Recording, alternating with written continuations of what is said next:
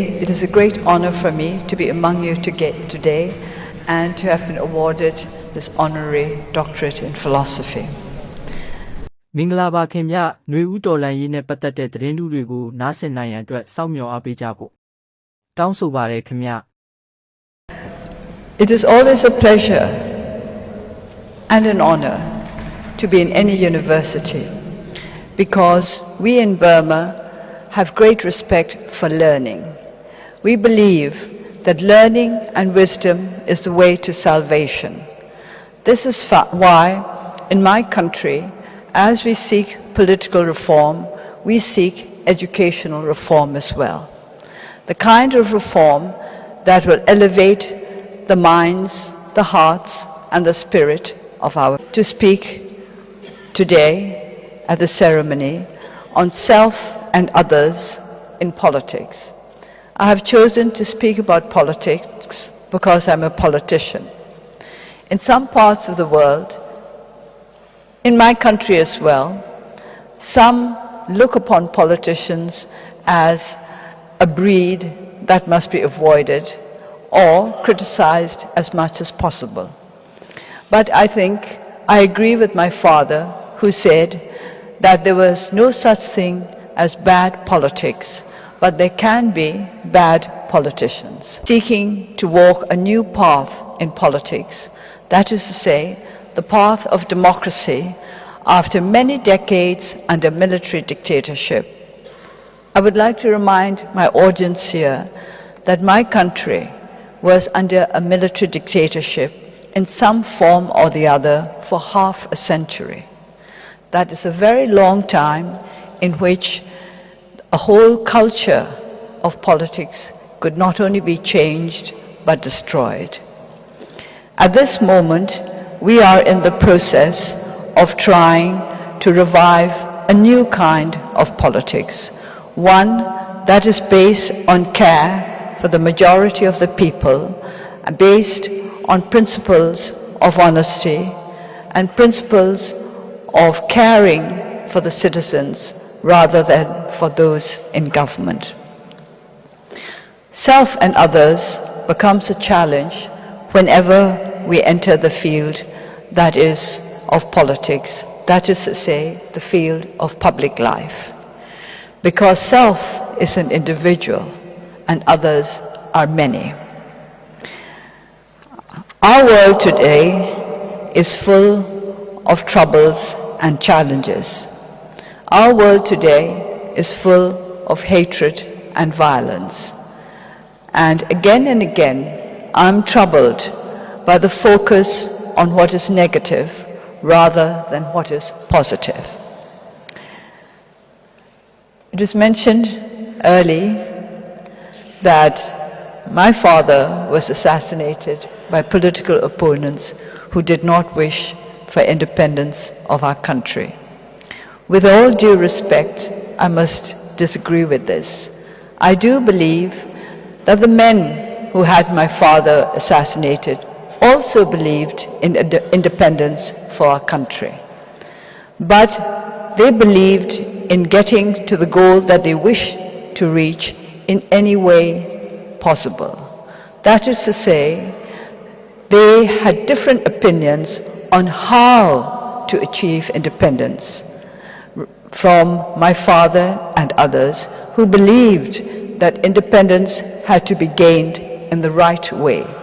Independence had to be gained with the honor of our country and our people intact. In politics, as in other matters, it is not just the goal that is important, but the means that we choose to achieve this goal. As we proceed towards the goals that we have set for ourselves, whether we put self before others or others before self, will decide what the outcome eventually will be. I am not one of those who believe that the ends justify the means. If we choose the means that are not right, the ends themselves, however I have said, and this has been quoted today in the citations, that ours has to be a revolution of the spirit. To put others before oneself is truly a revolution of the spirit.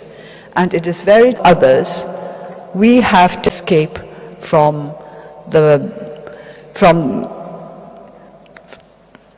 our association with our other fellow human beings.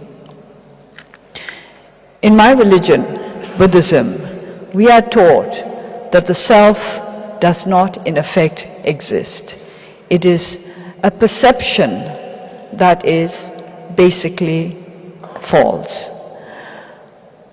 This is because our religion wants to teach us that to put self before others detracts from the quality of the existence of all sentient beings.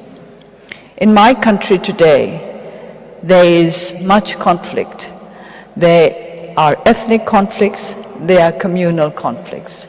And I'm troubled by the focus on the hatred, the condemnation, the desire to find culprits, the desire to identify victims. When I say that I am not interested in condemnation, but in reconciliation, it falls often on deaf ears.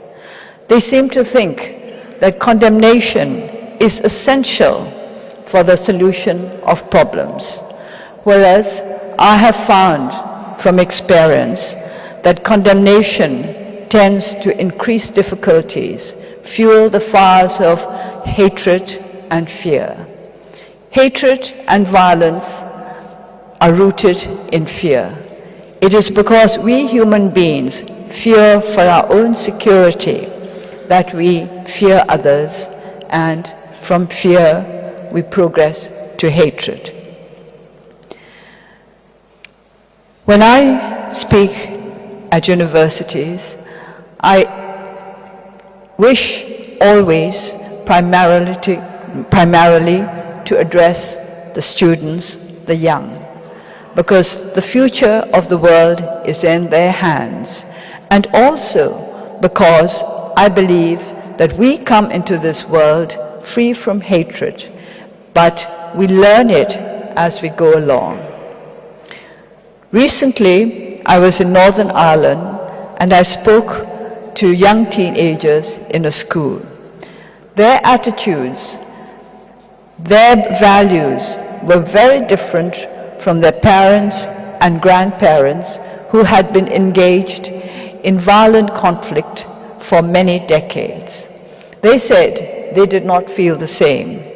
For them, there was no problem in reaching out to those of a different, it is difficult to say a different religion in Northern Ireland, but to those of a different way of belief. All Christians in Northern Ireland who had fought against each other for generations. But these young people were free from that kind of hatred and prejudice. This is why I believe there is always hope for our world, and this is why I reach out to young people to build a world in which others can matter as much as the self. In my country, after half a century of military rule, there is much resentment against authoritarianism, against the military, against these elements which we believe had blighted the life of our nation. But I believe that the answer to our problems can only come with understanding and with reconciliation. We have never hated the military, or let me say, I have never hated the military. My father was the founder of the Burmese army, and although I was placed under house arrest for many years by the military regime, they never forgot that I was my father's daughter and treated me with respect and consideration. This I have always acknowledged, and I am duly grateful for the consideration. However, many of our people suffered and suffered badly under the military regime that destroyed some of the best values of our country. Burma, once upon a time, the best in Asia for education, for healthcare, and for a steady progress in democratic politics, now finds herself behind every other country, or almost every other country in our region. But this is not a time for bitterness. We have been given a chance to remedy what has happened in the past. We have been given a chance to heal the wounds of our nation and to move forward. We have given a chance to put others on the same level as ourselves and to move forward together. In our quest, we have been helped greatly by friends from all over the world who have encouraged us and shown us the right way by their generosity, by their concern and their care for our people.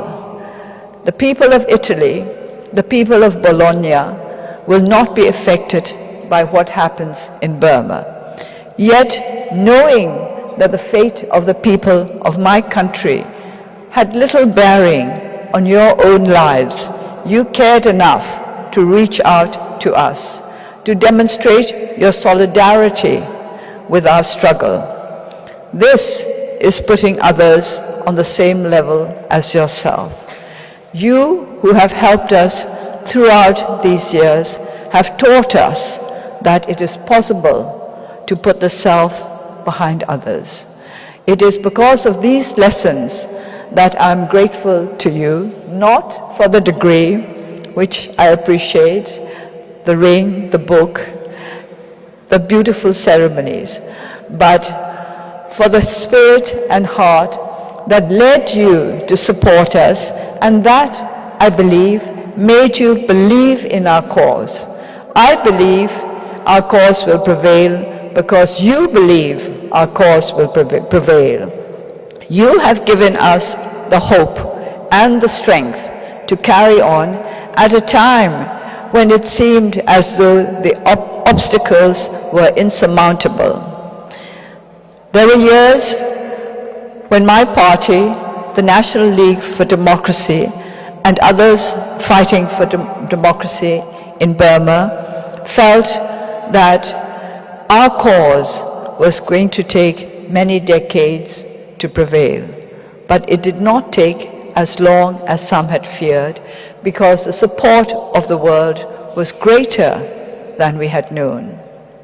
As I accept the honorary degree from an esteemed and precious institution, I would like to use the opportunity to call out to the world to think of others as you think of yourselves, not to think of fueling hatred, not to try to make worse areas of conflict by concentrating on the negative and on what will not generate more understanding and more compassion among us. What we need most of all are understanding and compassion. If we could all cultivate these qualities, then we would be able to surmount the problems with which we are faced. As Burma moves towards efforts to complete our transition to a democratic system that will assure basic human rights for our people, we would wish that you were by our side, not just to support us and help us, but to celebrate with us and to join us together in efforts to help others who are still in need of help. In my country, in other countries, all over the world, there are peoples who need help, not just in the betterment of their material lives, but in the betterment of their spiritual and moral lives.